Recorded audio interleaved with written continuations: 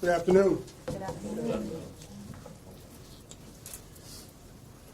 Let me begin by expressing my deepest sympathy and condolences to the family of 3 victims of the attempted robbery and homicide that occurred at 3084 Yale Avenue, particularly Bartolomeo Perez Hernandez, and all that have been affected by this tragic incident.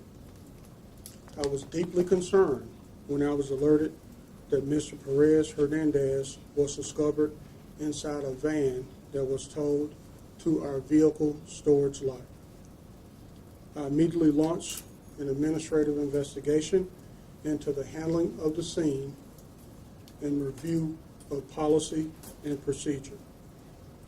And a visual inventory was conducted of every vehicle at the vehicle storage lot. The Memphis Police Department's administrative investigation into potential violations of departmental policies and procedures in connection with the investigation of an attempted robbery and homicide that occurred at 3084 Yale Avenue has concluded. Now, officers made mistakes. We made mistakes. And we are working to ensure that an incident like this does not happen again. On December 18, 2017, officers responded to a shooting call at Marine Manor Apartments located at 3084 Yale Avenue. Officers located 2 males who were victims of an attempted robbery and aggravated assault. Victim number 1 advised that he and victim number 2 were inside of his work van when 3 suspects attempted to rob him. Victim number 1 was shot. Victim number 1 received first aid from a civilian and a scene officer prior to being transported to Regional 1 in critical condition. Victim number 2 was not injured. A scene officer did look inside the van, but he did not locate any additional victims. At the conclusion of the on-scene investigation, the van was towed to the vehicle storage lot. On February 5th, 2018, the van was being released to the owner when the 3rd victim, Bartolomeo Perez Hernandez, was found behind the front seats. An autopsy performed determined that Mr. Perez died of a single gunshot wound to his torso. On February 9th, and with the help of the public, investigators were able to identify 2 of the suspects in this homicide investigation. Mardrakus West and Earl Brown were both arrested. Mardrakus West was charged with first-degree murder and perpetration of attempted especially aggravated robbery, criminal attempt to wit first-degree murder, employing a firearm during the commission to commit a dangerous felony, and criminal attempt to wit especially aggravated robbery, 2 counts. Earl Brown was charged with first-degree murder and perpetration of attempted especially aggravated robbery, criminal attempt to wit first-degree murder, criminal attempt to wit especially aggravated robbery, 2 counts. Both are still in custody. After a lengthy investigation into potential policy violations, several officers and a vehicle storage service representative have been held accountable for their actions. A total of 10 police department employees were charged departmentally. The charges were sustained and discipline was handed down to 9 of those employees. The discipline included written reprimands, suspensions without pay, a demotion, a termination, and remedial training. The names and charges will be shared by our PIO at the conclusion of this briefing. So what have we done? There have been policy updates and improvements to the process at the vehicle storage lot. I ordered an inventory of every vehicle be conducted at the storage facility. As a result, 1,700 vehicles were visually inventoried. In addition, a police K-9 certified in recovering human remains also checked each vehicle. The policy and procedures updates include the following. Vehicle storage service representative supervisor will conduct a visual follow-up inventory of every vehicle prior to it being escorted to the lot. The Memphis Police Department towing form has been updated to include additional information. All bureau holds have been increased from 5 or 10 days to a standard 15 days. Remedial crime scene training has been implemented along with crime scene training for every single police officer at our annual in-service training. Lastly, when the final stages of conducting roll call training through an alert video that will be viewed by all Memphis police officers and our vehicle storage lot employees.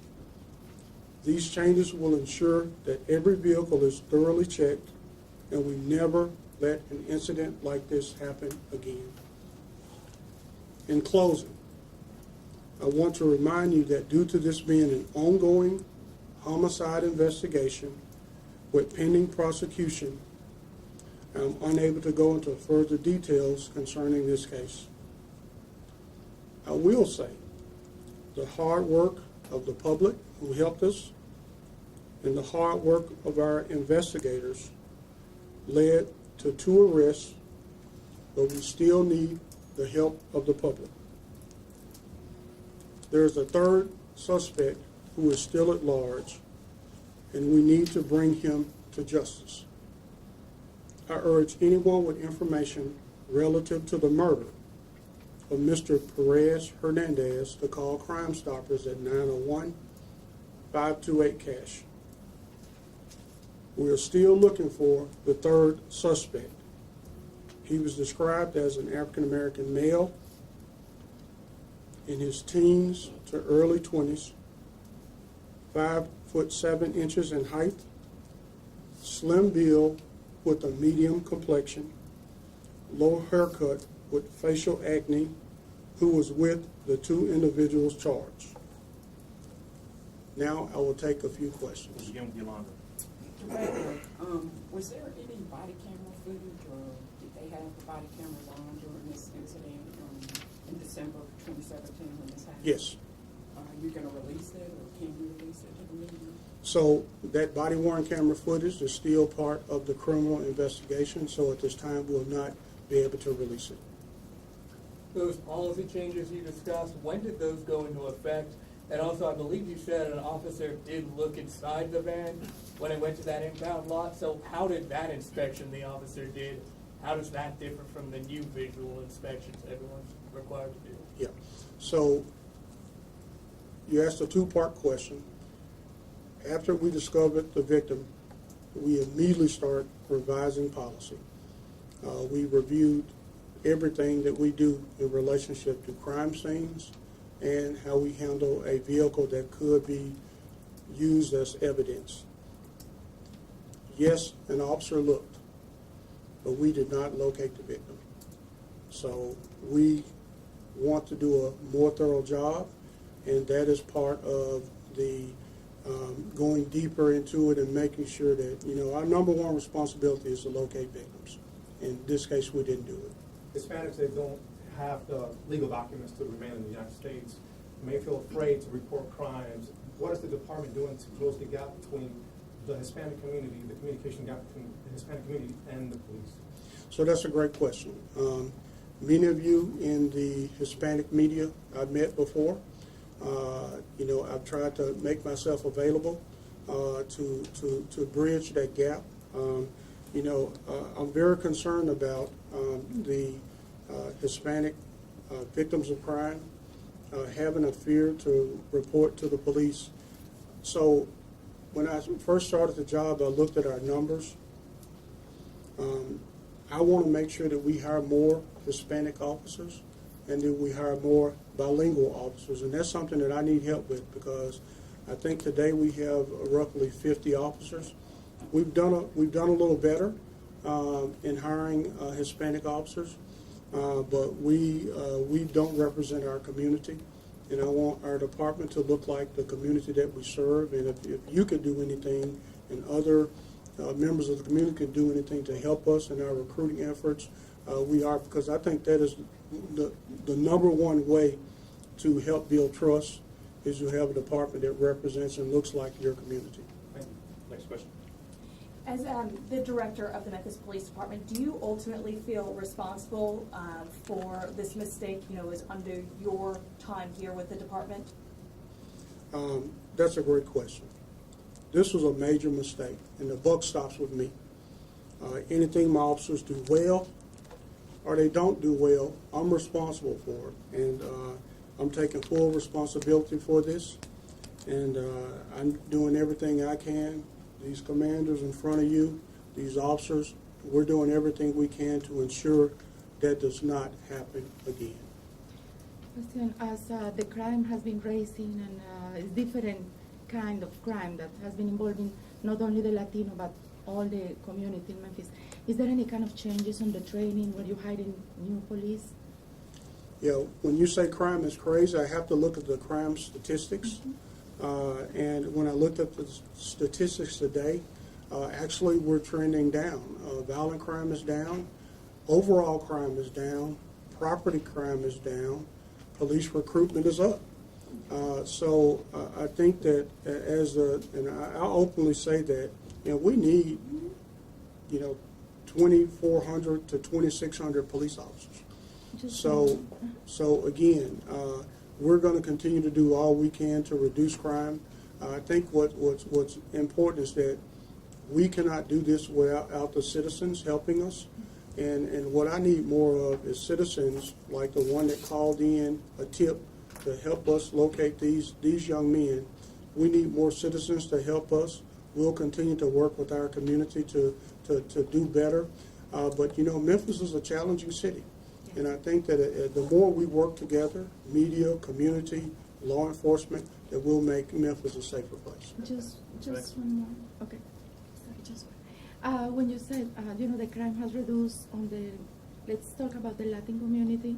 Do you think it's because they're afraid to report anymore? Or because, it's really work? So we know there are some challenges with some members of the Latino community reporting crime. That's why I got some great officers like the two standing before you that are out in the community, that are out in the Latino media, that are helping me. And I ask them questions, and I tell them, I'm the director, but I don't know it all. Tell me what you think. Tell me what we can do to help bridge this gap. So we're going to continue. I'm going to continue to listen to them. I'm going to continue to listen to you. I'm going to continue to listen to the members in the community that have came forward. There's one member of the community that looked at our policy and said, Mike, your policy is out of date. And we sat down at this table and we rewrote the policy, and we'll continue to do that. So great question. Thank you. Your department is going to give any kind of compensation to Baldomero's family, to his wife, or? Yeah, great question. So there is victims' compensation with the Shelby County District Attorney General's office that they can apply for. And as you're aware, there's an ongoing civil lawsuit that's going on. And so I'll let the judge and all the lawyers work that out. But what I will say is I think about You know, we just lost an officer, and we know what it's like to lose. And I think about that the family has to be suffering, losing a father, and it's a tough situation. And that's why we are going to do everything we can do to hold these men that have been charged, that have been arrested, accountable.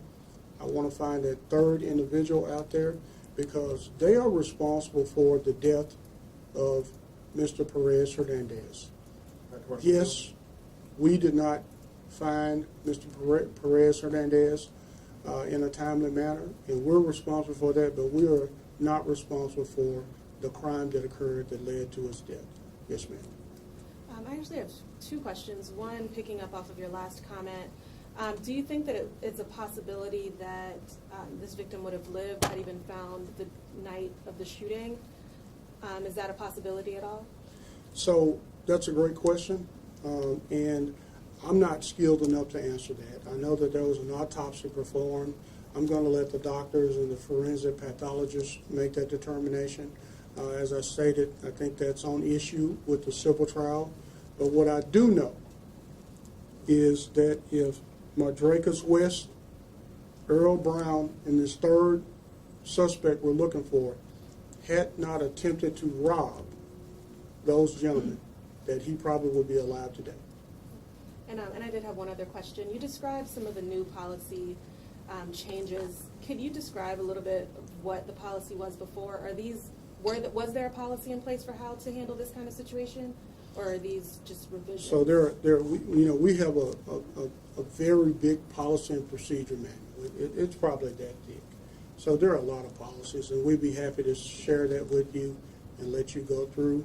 But yes, so let me just say this, our number one responsibility, if we respond to a crime, is to locate victims. And in this situation, we do not do it in a timely manner, and that's not acceptable. Two questions. Have you spoken with the family recently? I have not personally spoken with the family. And, unfortunately, in this town, there are a lot of victims of crime, and unfortunately, I can't speak to all of them. I have kept them in my prayers, and, we will continue to try to locate this third individual. We'll work with the District Attorney General's office and the courts to hold these men accountable for that, and we're going to continue to work to improve this department.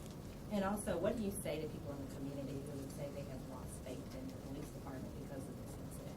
So I tell them that, I've always said that if I've got almost 2,100 men and women, another 600 something odd civilian employees that come to work every day, and they put it all on the line. Those police officers, they risk their lives. They're doing it right now. And there are going to be times where things happen. We're going to identify those times. We're going to try to improve upon them, but I still have confidence in the work and the dedication of these heroes. They're heroes, and I'm proud of them. But we always want to do a better job. Last question, Brad. Treasurer Rawlings, and some said the attorney for the family said you all acted negligently. What do you think these disciplines for these 9 officers, employees, what message do you think that sends to the community about the seriousness you all took with this? Well, I hope it lets the community know that I am going to hold the department and myself accountable for mishaps. I'm a cheer when we do things great. When we don't do things great, then we're going to talk about it. We're going to try to improve. But we're accountable to the public. But again, I just have to echo that our officers, from what I've seen, they tried to do the right thing, but we missed the mark. And again, we'll continue to try to get better. Thank you. Thank you. Thank you. All right, guys.